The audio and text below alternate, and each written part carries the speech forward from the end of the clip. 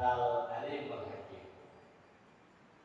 Yaqulullahu subhanahu wa ta'ala fi muhkami tanzilih wa huwa asdaqul qailin. A'udzu billahi minasy syaithanir rajim. Bismillahirrahmanirrahim. Syahrul Ramadan alladzi unzila fihi al-Qur'an hudan lin-nasi wa bayyinatin minal huda wal furqan. Maqala aydan wa nunazzilu minal Qur'ani ma huwa shifaa'un wa rahmatun lil mu'minin. Maqala Nabi sallallahu alaihi wasallam Iqra'ul Qur'an fa innahu ya'ti yaumal qiyamati syafi'an li ashabi.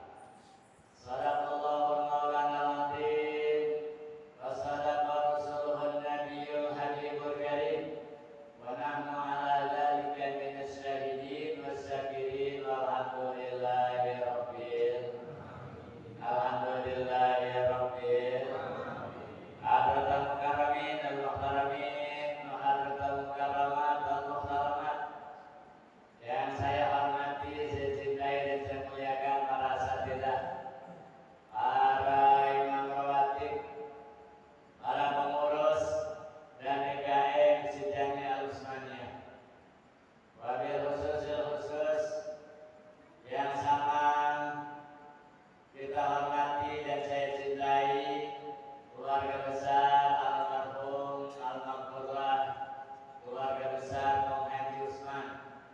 Wabil khusus orang tua kita, Haram Tingadi Yaya, Tingadi Rosmiati.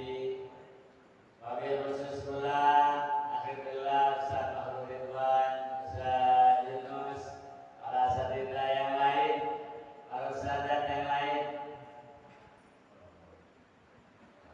Silakan Pak. Ambil snacknya di depan. Udah ambil snack belum? Sedekah minta. Sedekah jangan khawatir. Hadirin hadirat saimin saimat rahimakumullah. Alhamdulillah, alhamdulillah. Di pagi yang sejuk ini, di pagi yang cerah ini, di pagi yang masih riup-riup, apa namanya? Di pagi yang masih ngantuk ini, alhamdulillah Allah pilih kita menjadi orang-orang yang mendapat karunia besar dari Allah Subhanahu wa taala. Oleh karenanya sebelum saya lanjutkan biar dapat pahala gede, kita niat dulu. Kita niat dulu untuk bertaklim supaya kita mendapatkan pahala lebih dari Allah Subhanahu wa taala. Kata Nabi, "Man hadara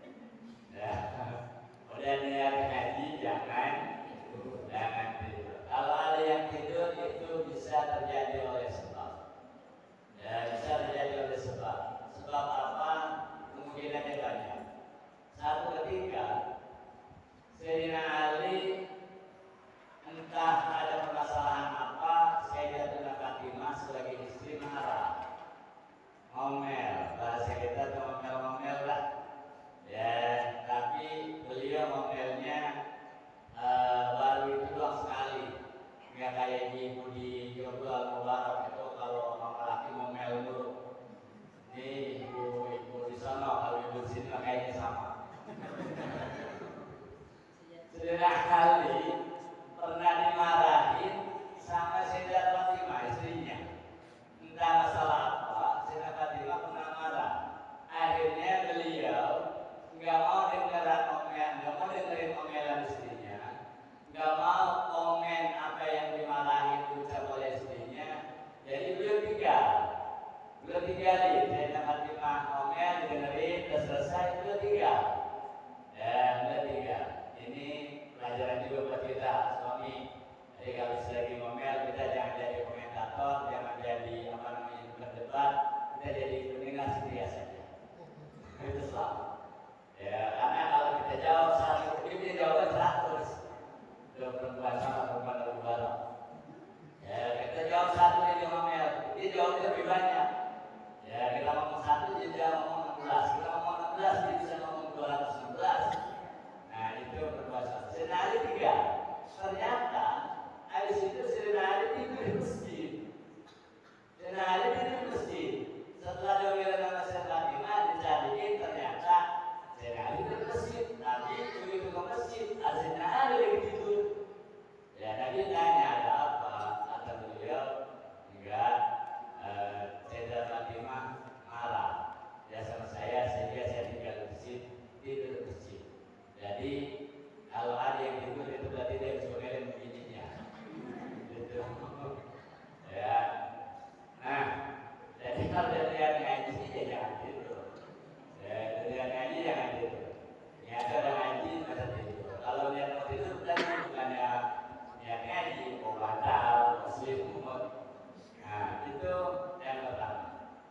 Kemudian ini puasa kayaknya udah bau-bau jemuran pembinaan udah kayaknya ini. Nah jelas sudah jemuran pembinaan kayaknya baunya, terus yang itu udah ada jemuran pembinaan kayaknya, berarti lebaran udah dekat. Ya.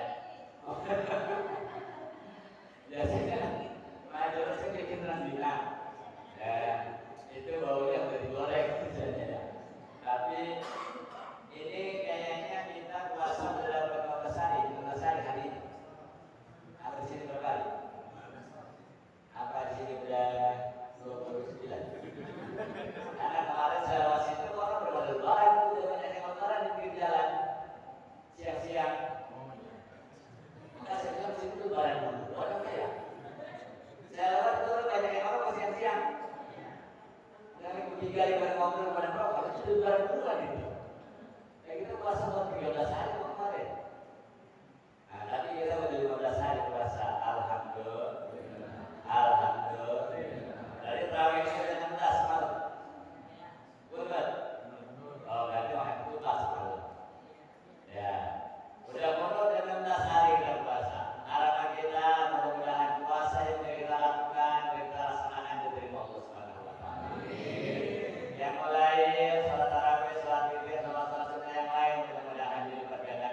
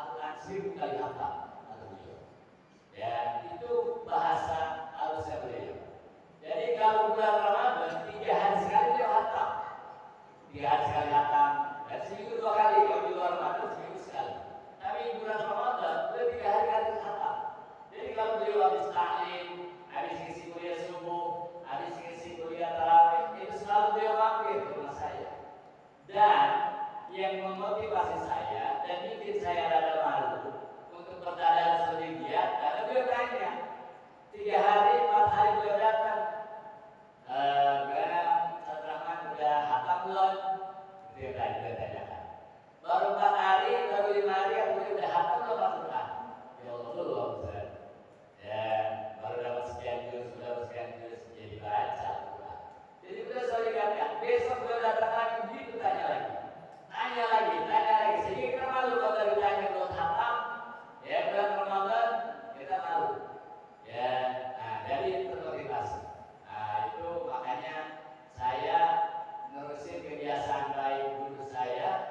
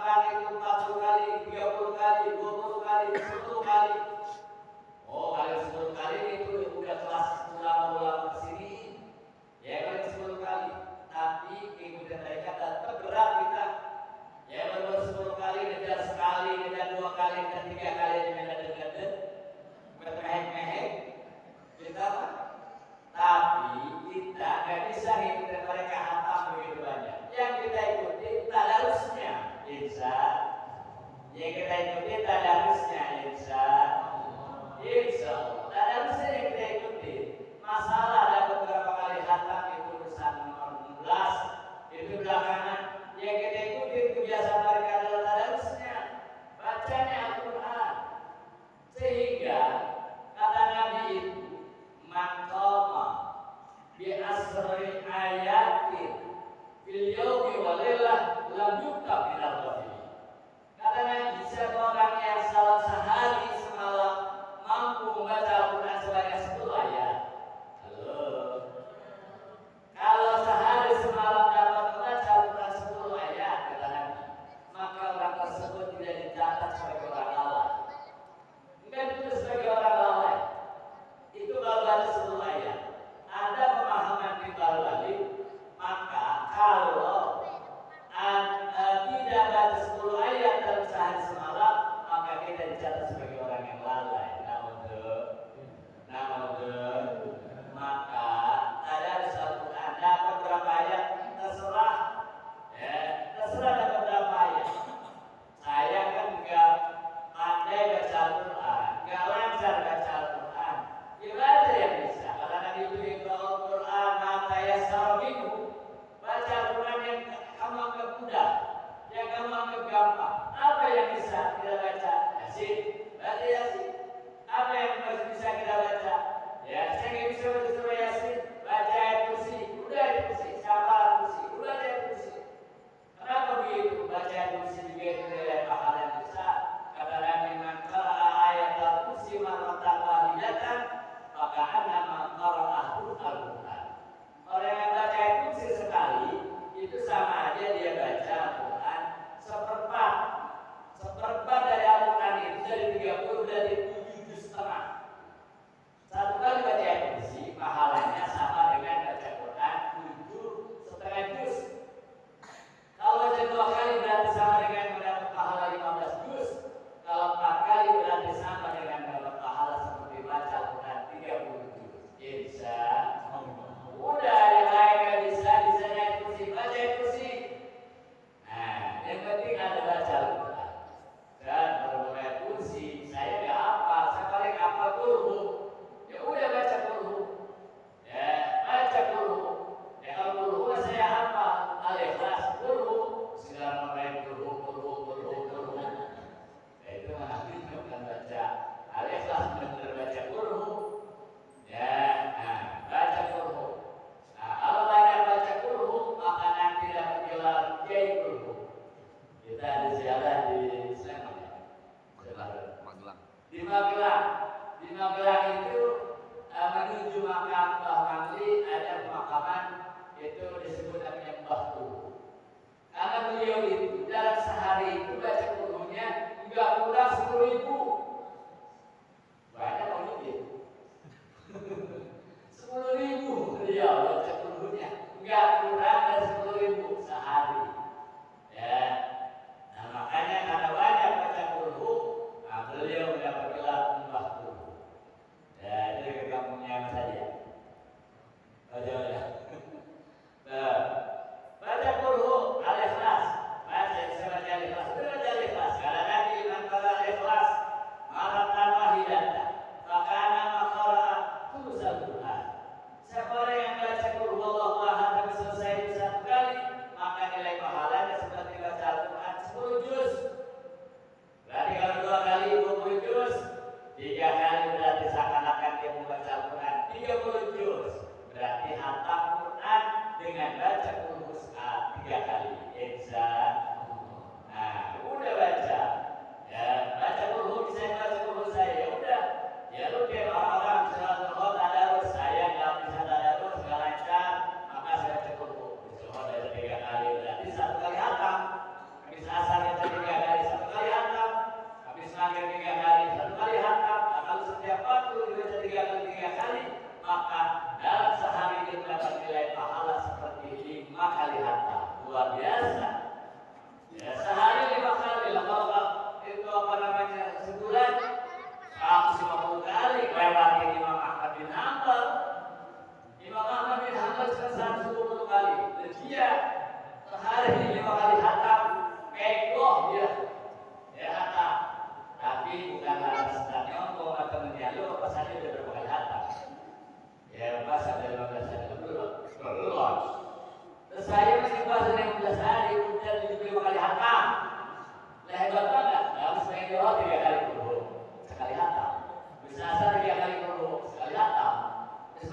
bersisa tersebut 3 kali, 5 kali hatam sehari. Luar biasa, bukan buat nyokok, tapi pahalanya. Insya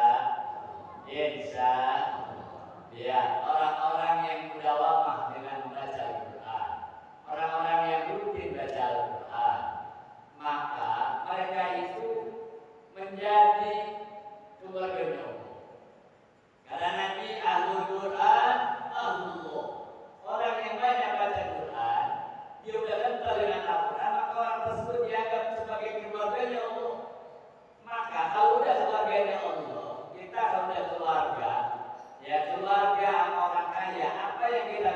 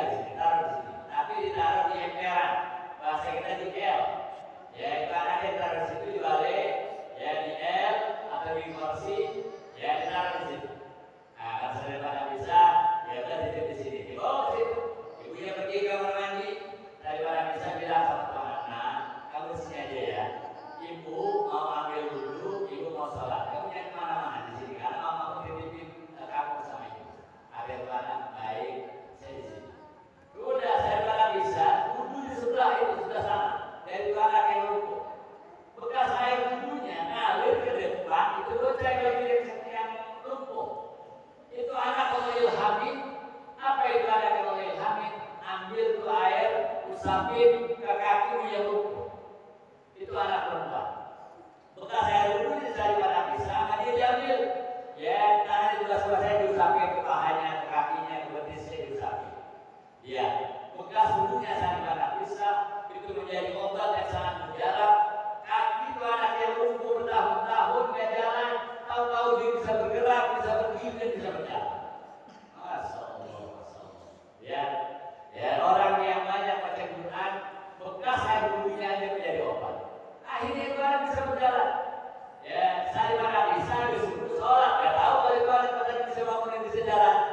Ya, beliau sholat, terus itu anak melihat lagi duduk, emaknya pulang dari ambil air.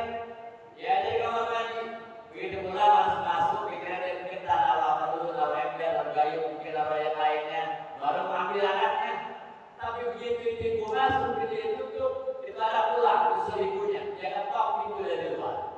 Atau ketok pintu dari luar, mama, ibunya kaget di dalam. Siapakah di luar? Begitu pun suara anak saya. Siapa di luar? Saya anakmu, ma. Ada di anak dari luar pintu. Tolong bukain pintu. Loh, kamu sama siapa? Siapa yang bawa kamu? Yang gendong kamu siapa? Saya bisa. Yang gendong kamu orang tua suruh gendong? Enggak, saya sendiri. Ibunya kaget begitu dibuka, anaknya sedang berdiri di depan pintu. Benerkah ini kamu? Kata ibunya. Bener, ini aku. Ini saya. Ya, bagaimana ceritanya? Kamu bisa berdiri? Bisa. Kamu bisa berjalan? Bisa. Bagaimana ceritanya? Kata dia, di saat tadi mama titipkan aku di rumah saya di mana bisa, maka beliau berwudu, air wudunya bekas air wudunya terus sampai ke kaki, maka kaki saya kuat, bisa berdiri dan bisa berjalan berkat bekas air wudunya saya di mana bisa. Ya. Apa kata ibu? Masya Allah, ini agama yang benar. Ibu mau ketemu sama beliau, ibu mau ikrar, ibu mau masuk Islam. Akhirnya beliau datang ke situ, ya beliau ucapkan asyhadu alla ilaha illallah wa anna jaddaka Muhammad Rasulullah. Saya bersaksi bahwa tidak ada Tuhan selain Allah, bahwa kakekmu Nabi Muhammad benar beliau adalah utusan Allah. Udah, masuk Islam ibunya. Bapaknya pulang, dicari istrinya kemana? Nggak ada. Ya, anaknya kemana? Nggak ada. Tiba-tiba, ya istrinya pulang dari rumah Nabi Isa. Dia tanya dari mana? Dari masa di mana bisa. Dia sangat terkejut melihat anaknya bisa berjalan terus bapak. Ya akhirnya kata dia bagaimana ceritanya? Diceritakan dia berkat keramatnya Sayyidina Nabi Isa. Dia bapaknya datang ke situ juga untuk mengucap syahadat asyhadu alla ilaha illallah wa anna jaddaka Muhammad Rasulullah. Nah, itu ya kemuliaan orang yang selalu membaca Al-Quran, bekas air wudhunya aja menjadi obat. Emang berapa kali beliau baca Al-Quran? Bapak Ibu hadirin, itu beliau, ya entah beliau sudah berapa kali hantam itu Al-Quran, kita nggak tahu. Saking banyaknya kata beliau, itu di kamar beliau bukan di lubang, di kamarnya kali kuburan. Ya kata beliau, itu kuburan.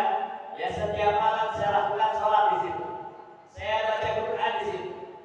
Beliau wasiat kepada anak-anaknya, nanti kalau ibu wafat, nanti kalau ibu meninggal, makamkan ibu di sini. Ya dikubur yang tempat ibu sholat, dikubur yang tempat ibu menghatamkan Al-Quran.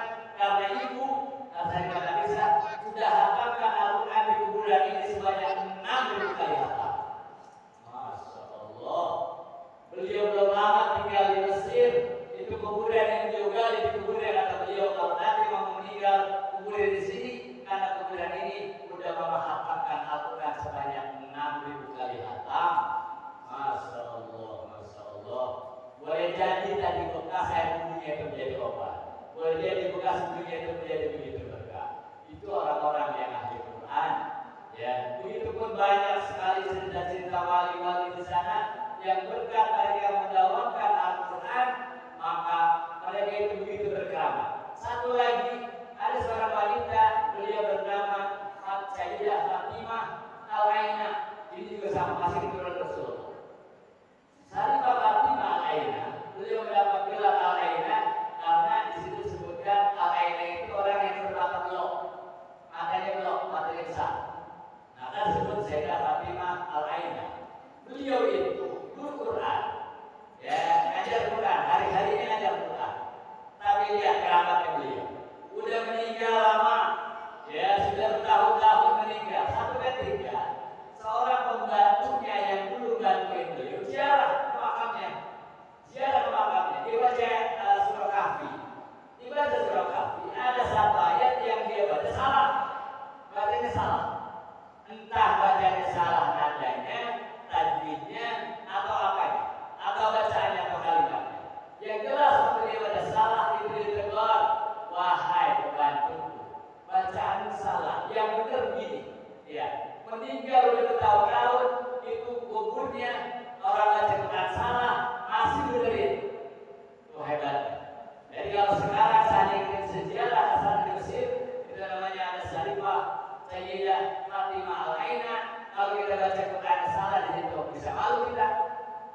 ditegur dari kuburan. Dari kuburan ada suara, kamu salah baca, kamu salah baca, kamu salah baca. Perlakukan tadarus sih, itu kita pikir sama beliau. Itu pertama orang-orang ahli Quran. Kita yang mengikuti mereka itu beribu-ribu kali hatam, beratus-ratus kali hatam, rasanya berat buat kita. Yang bisa kita ikuti adalah kebiasaan mereka mentadaruskan Al-Quran. Insya, nah itu yang harus kita ikuti. Mudah-mudahan